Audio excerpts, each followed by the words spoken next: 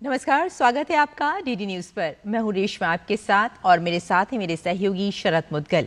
आइए शुरुआत करते हैं अपने इस विशेष बुलेटिन की हेडलाइंस के साथ। आज से 21 अगस्त तक संसद का मानसून सत्र पेश होंगे। 15 से अधिक विधायक। ऑपरेशन सिंदूर सहित प्रमुख मुद्दों पर चर्चा के लिए सरकार तैयार। विपक्ष से जताई सहयोग की उम्मीद।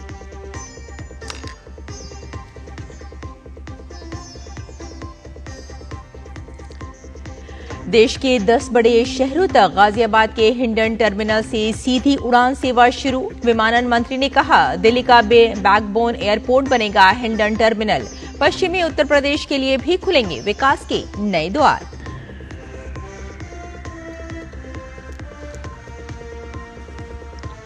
परमाणु वार्ता को लेकर यूरोपीय संघ की चेतावनी के बाद ईरान की प्रतिक्रिया। विदेश मंत्री अब्बास अराक्ची ने निष्पक्ष परमाणु समझौते पर दिया जोर।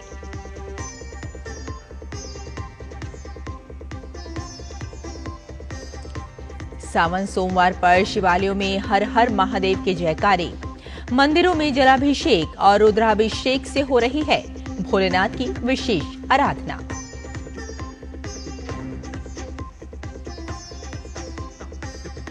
और भारत की कोनेरू हम्पी ने फिडे महिला विश्व कप के सेमीफाइनल में बनाई जगह।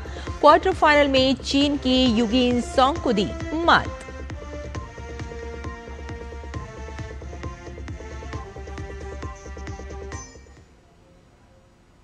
और अब समाचार विस्तार से। आज से संसद के मानसून सत्र की शुरुआत हो रही है। 21 अगस्त तक चलने वाले इस सत्र में 32 दिन में कुल 21 बैठकें होंगी। सरकार की ओर से इस सत्र के दौरान उठाए जाने वाले विधायी और अन्य कार्यों के लिए अस्थायी रूप से 17 मदों की पहचान की गई है। 15 से ज्यादा बिल सत्र के दौरान सदन के पटल पर रखे जा सकते हैं, जिनमें कुछ नए बिल लाने और पेंडिंग बिलों को पास करने की भी कोशिश करने की बात कही जा रही है। इन विधायकों में इनकम टैक्स बिल अहम रहेगा। साथ ही मणिपुर में राष्ट्रपति शासन को बढ़ाए जाने के प्रस्ताव को भी इस सत्र में मंजूरी दी जाएगी। वहीं विपक्ष की ओर से सरकार को घेरने की पूरी तैयारी है। पहलगाम आतंकी हमला, ऑपरेशन सिंदूर, अमेरिकी राष्ट्रपति डोनाल्ड ट्रंप के मध्यस्थता वाले कथित बयानों और बिहार में वोटर लिस्ट रिवीजन जैसे तमाम मुद्दे हैं, जिन पर वे सरकार को घेरने की रणनीति अपना रही है। सत्ता पक्ष भी अपनी रणनीति पर काम कर रहा है। इससे पहले रविवार को सरकार की ओर से बुलाई गई सर्वदलीय बैठक में सरकार की ओर से साफ किया गया है कि उनका एजेंडा सरकारी कामकाज को प्राथमिकता के साथ आगे बढ़ाना है। वहीं विपक्ष के किसी भी मुद्दे पर नियमों के तहत चर्चा के लिए सरकार को कोई आपत्ति नहीं है।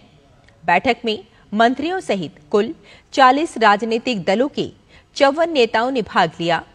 केंद्रीय स्वास्थ्य एवं परिवार कल्याण, रसायन एवं उर्वरक मंत्री तथा राज्यसभा में सदन के नेता जगत प्रकाश नड्डा की अध्यक्षता में राजनीतिक दलों के नेताओं के साथ एक बैठक आयोजित की गई। सरकार की ओर से मानसून सत्र के दौरान पेश किए जाने वाले संभावित विधेयकों की सूची की बात की जाए तो इसमें लदान विधेयक 2024, समुद्री माल परिवहन विधेयक 2024, तटीय नौवहन विधेयक 2024, गोवा राज्य के विधानसभा क्षेत्रों में अनुसूचित जनजातियों के प्रतिनिधित्व का पुनर्समायोजन विधेयक 2024, व्यापारी नौवहन विधेयक 2024, भारतीय बंदरगाह विधेयक 2025, आयकर विधेयक 2025, मणिपुर माल एवं सेवा कर संशोधन विधेयक 2025, एक अध्यादेश का स्थान लेने के लिए जन विश्वास प्रावधानों में संशोधन विधेयक 2025, भारतीय प्रबंधन संस्थान संशोधन विधेयक 2025, कराधान विधि संशोधन विधेयक 2025, भू विरासत स्थल एवं भू अवशेष संरक्षण एवं रखरखाव विधेयक 2025, खान एवं खनिज विकास एवं विनियमन संशोधन विधेयक 2025, राष्ट्रीय खेल प्रशासन विधेयक 2025 राष्ट्रीय डोपिंग रोधी संशोधन विधेयक 2025 शामिल हैं।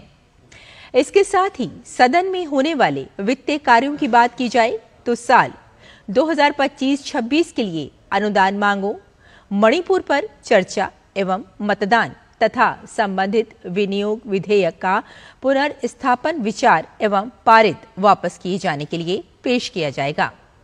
इसके साथ ही संसद में होने वाले अन्य कार्यों में मणिपुर राज्य के संबंध में भारत के संविधान के अनुच्छेद 356(1) के अंतर्गत 13 फरवरी 2025 को राष्ट्रपति द्वारा जारी उद्घोषणा के माध्यम से लगाए गए राष्ट्रपति शासन के विस्तार के अनुमोदन हेतु संकल्प शामिल है।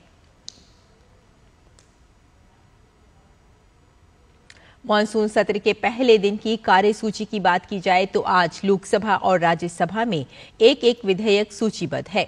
लोकसभा में आज गोवा राज्य के विधानसभा क्षेत्रों में अनुसूचित जनजातियों के प्रतिनिधित्व का पुनर्समायोजन विधेयक 2024 चर्चा के लिए पेश होगा।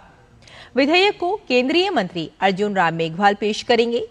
वहीं राज्यसभा में आज वहन पत्र विधेयक 2025 चर्चा और पारित किए जाने के लिए पेश होगा।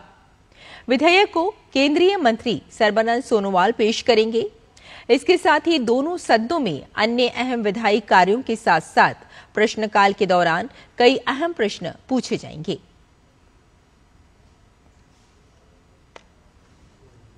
प्रधानमंत्री नरेंद्र मोदी 23 से 26 जुलाई तक 2 देश की यात्रा पर रहेंगे। दौरे के पहले चरण में पीएम ब्रिटेन जाएंगे। पीएम वहां अपने समकक्ष केयर स्टार्मर के साथ द्विपक्षीय वार्ता करेंगे। दोनों नेता द्विपक्षीय सहयोग, क्षेत्रीय और वैश्विक मुद्दों पर विचारों का आदान प्रदान करेंगे। प्रधानमंत्री की ब्रिटेन के राजा चार्ल्स से भी मुलाकात संभावित है। यात्रा के दूसरे चरण में पीएम मालदीव जाएंगे। 26 जुलाई को मालदीव 60वां स्वतंत्रता दिवस मनाएगा। पीएम उससे जुड़े केंद्रीय समारोह में मुख्य अतिथि के तौर पर शरीक होंगे। पीएम और मालदीव के राष्ट्रपति की बैठक में द्विपक्षीय सहयोग में प्रगति की समीक्षा की जाएगी। विदेश राज्य मंत्री पवित्रा मार्गरेटा साउथ अफ्रीका के दौरे पर हैं। लेसोथो पहुंचने पर उनका विदेश और अंतर्राष्ट्रीय संबंध विभाग के प्रधान सचिव ने स्वागत किया। पवित्रा मार्गरेटा ने सोशल मीडिया प्लेटफॉर्म एक्स पर मुलाकात की तस्वीर पोस्ट की और कहा कि द्विपक्षीय संबंधों को और मजबूत करने के लिए नेतृत्व के साथ जुड़ने की आशा है। देश के 10 बड़े शहरों तक गाजियाबाद के हिंडन टर्मिनल से सीधी उड़ान सेवा शुरू हो गई है। इन शहरों में बेंगलुरु, कोलकाता, वाराणसी, इंदौर, चेन्नई, अहमदाबाद, पटना, गोवा और मुंबई शामिल हैं। नागर विमानन मंत्री किंजरापू राममोहन नायडू ने इन उड़ानों का शुभारंभ किया। ये सभी 10 नए कनेक्शन इंडिगो की सहायता से शुरू किए गए हैं। इस मौके पर केंद्रीय मंत्री ने कहा कि ये पोटेंशियल दिल्ली का बैकबोन एयरपोर्ट बनने वाला है। ये उम्मीद भी जताई कि हिंडन टर्मिनल से उड़ान सेवाएं न सिर्फ राष्ट्रीय राजधानी क्षेत्र के लिए बल्कि पूरे पश्चिमी उत्तर प्रदेश के लिए भी विकास के नए द्वार खोलेगी।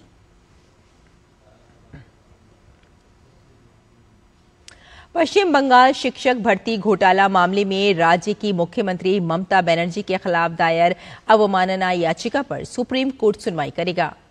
आत्मदीप नाम की संस्था की ओर से दायर याचिका में आरोप लगाया गया है कि इस मामले में शिक्षकों और नॉन टीचिंग स्टाफ की नियुक्ति को रद्द करने के सुप्रीम कोर्ट के 3 अप्रैल को दिए आदेश की ममता सरकार अवहेलना कर रही है। याचिका में कहा गया है कि 7 अप्रैल को दिए अपने भाषण में ममता बनर्जी ने कई ऐसी बातें कही जो सुप्रीम कोर्ट की गरिमा को कम करने वाली हैं। यही नहीं, ममता बनर्जी ने सुप्रीम कोर्ट के आदेश को धत्ता बताते हुए पद से हटाए ग्रुप सी और ग्रुप डी के स्टाफर को मासिक वेतन देने की पॉलिसी भी बनाई है। ईरान के विदेश मंत्री सैयद अब्बास अराक्ची ने यूरोपीय संघ की ओर से दी गई चेतावनी को सख्ती से खारिज करते हुए कहा है कि ईरान किसी भी प्रकार की धमकी स्वीकार नहीं करेगा और केवल निष्पक्ष, संतुलित, और सम्मानजनक परमाणु समझौता ही उसे मंजूर होगा।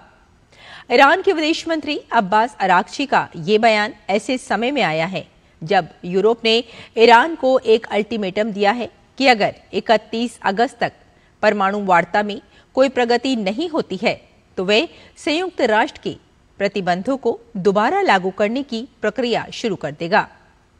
विदेश मंत्री सैयद अब्बास अरागची ने इस बारे में संयुक्त राष्ट्र महासचिव, संयुक्त राष्ट्र सुरक्षा परिषद के अध्यक्ष, यूरोपीय संघ की उच्च प्रतिनिधि और संयुक्त राष्ट्र सुरक्षा परिषद के सदस्य देशों को पत्र भी लिखा है।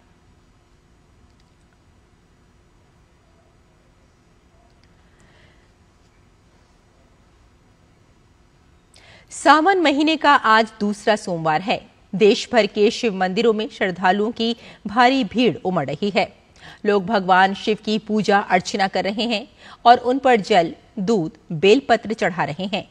विशेष रूप से काशी विश्वनाथ मंदिर और अन्य प्रमुख शिव मंदिरों में भक्तों की भारी भीड़ देखी जा रही है।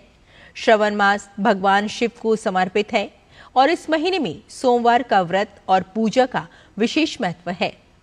मान्यता है कि इस दिन भगवान शिव की पूजा करने से भक्तों की सभी मनोकामनाएं पूरी होती हैं और सुख, समृद्धि, शांति और अच्छे स्वास्थ्य का आशीर्वाद मिलता है। आज भक्त सुबह से ही मंदिरों में पहुंचने लगे हैं और भगवान शिव का जलाभिषेक कर रहे हैं। कई मंदिरों में विशेष पूजा और अभिषेक कार्यक्रमों का आयोजन किया जा रहा है। भारतीय ग्रैंड मास्टर कोनेरू हम्पी ने फिडे महिला विश्व कप के सेमीफाइनल में जगह बना ली है। क्वार्टर फाइनल में हम्पी ने चीन की युगिन सॉन्ग को मात दी। इस प्रतियोगिता में भारत की 4 खिलाड़ी क्वार्टर फाइनल में पहुंची हैं। भारत पहला देश है जिसकी 4 खिलाड़ी क्वार्टर फाइनल में पहुंचने में कामयाब रही हैं।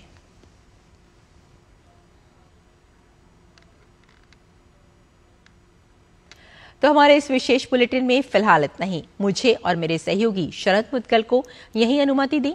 नमस्कार।